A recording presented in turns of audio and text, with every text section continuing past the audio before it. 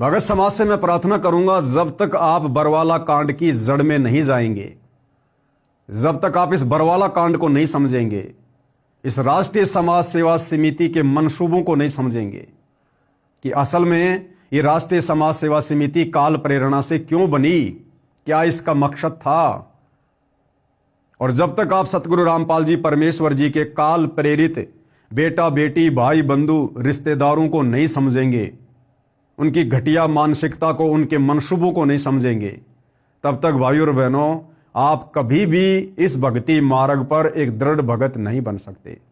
आप कभी भी सतगुरु रामपाल जी परमेश्वर जी के भक्ति मार्ग में शत भक्ति करके मोक्ष प्राप्त नहीं कर सकते। हम साथ संगति से जुड़े हुए हजारों सत्सेवक भाई बहनों ने बरवाला कांड को समझा, राष्ट्रीय समाज सेवा समिति के और सतगुरु रामपाल जी परमेश्वर जी के कलयुगी काल प्रेरित परिवार के मंसूबों को समझा, तो आज हम उनकी कुसंगति का शिकार होने से बचे और आज गुरुदेव भगवान की गैर हाजिरी में घर बैठकर ज्ञान को आधार बनाकर अपनी भक्ति सफल कर रहे हैं।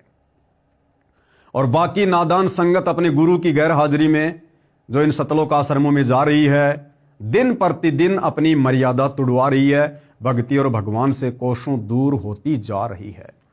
तो इस राष्ट्रीय समाज सेवा समिति जैसे राजनीतिक संगठन को समझना अति आवश्यक है।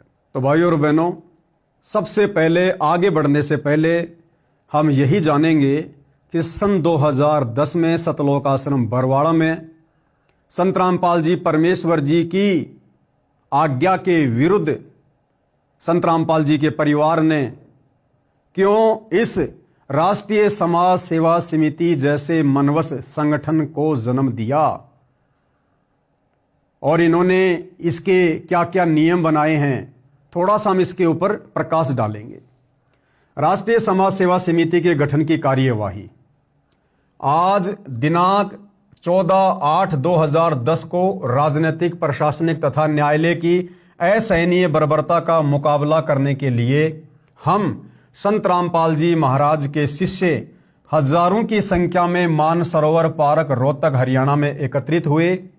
आपस में चर्चा के दौरान सभी पहलुओं पर विचार विमर्श किया तथा इस निष्कर्ष पर पहुंचे कि असहनीय राजनीतिक, प्रशासनिक तथा न्यायालय की बर्बरता का मुकाबला करने के लिए एक समिति का गठन किया जाए जो सत्य आधारित ज्ञान के आधार पर शांतिपूर्ण तरीके से कार्य करते हुए समिति में अन्य लोगों को शामिल करने का प्रयास भी जारी रखे।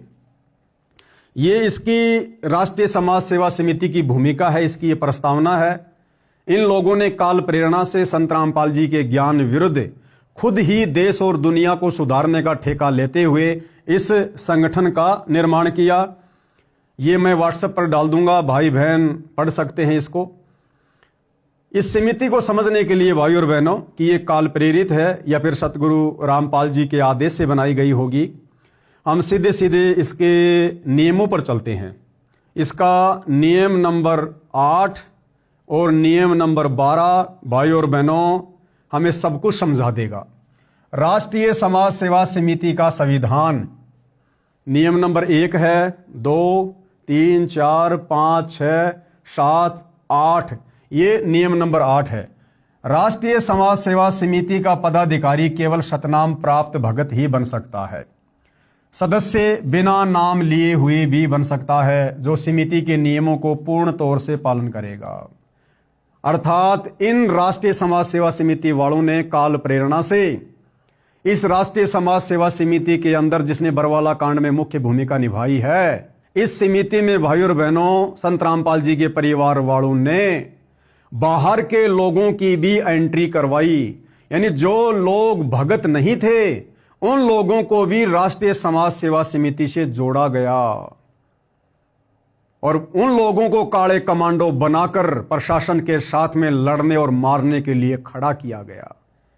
अरे भैया, जो व्यक्ति संत रामपाल जी का भगत नहीं है, उनसे उपदेश प्राप्त नहीं है, यदि यह समिति संत रामपाल जी की है तो संत रामपाल जी तो किसी भी अनुपदेशी व्यक्ति को अपने संगठन में शामिल नहीं करते, अपनी किसी भी संस्था में शामिल नहीं करते। सबसे पहले उस व्यक्ति के लिए उपदेश लेना अनिवार्य होता है।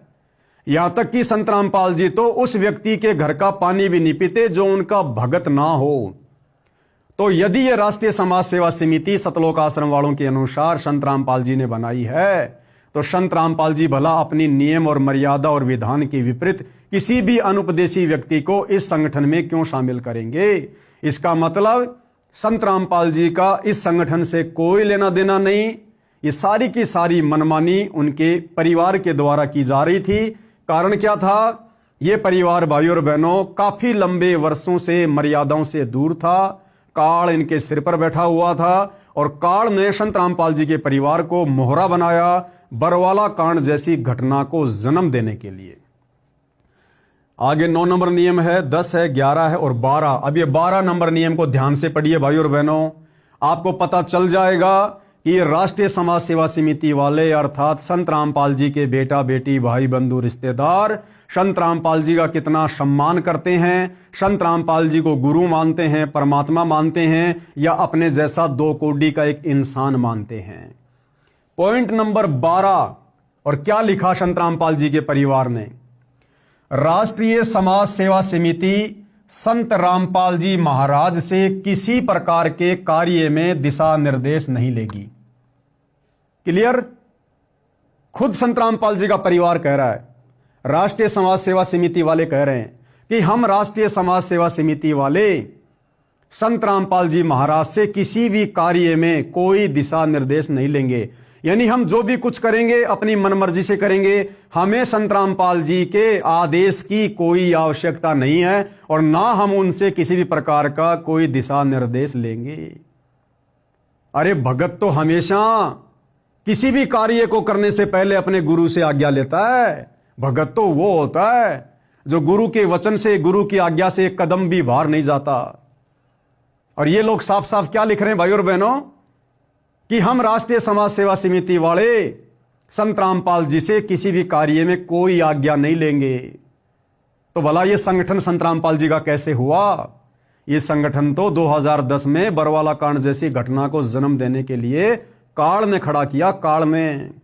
और इसी मनमानी के तहत भाई और बहनों बरवाला कांड के समय इन राष्ट्रीय समाज सेवा समिति वालों ने भक्तों को काले कपड़े पहनाकर कमांडो बनाया। उनके हाथों में डंडे पकड़ा दिए, झंडे पकड़ा दिए, लठ पकड़ा दिए, पेट्रोल बम पकड़ा दिए, हथियार पकड़ा दिए गए और पुलिस वालों के सामने मरने मारने के लिए खड़ा कर दिया गया। क्योंकि ये लोग पहले ही लिख रहे हैं कि हम संत रामपाल जी से कोई आज्ञा नहीं लेंगे, कोई दिशा निर्देश नहीं लेंगे। और इसीलिए भाइयों और बहनों, मीडिया के सामने बरवाला कांड के बाद संत रामपाल जी ने स्पष्ट कहा, जब मीडिया वाले ने पूछा कि आश्रम के बाहर जो गुंडे खड़े थे मरने मारने के लिए, तो गुरुदेव ने कहा कि वो मेरे नहीं थे, राष्ट्रीय समाज सेवा समिति के थे। तो मीडिया वालों ने कहा कि बाबा समिति भी तो आपकी थी। तो गुरुदेव ने कहा कि नहीं, वो समिति मेरी नहीं थी। अर्थात हमारे गुरुदेव भगवान ने जो भी कुछ मीडिया को कहा वो परम सत्य कहा, क्योंकि यहां पर सारी की सारी मनमानियां ये आश्रम वाले कर रहे थे।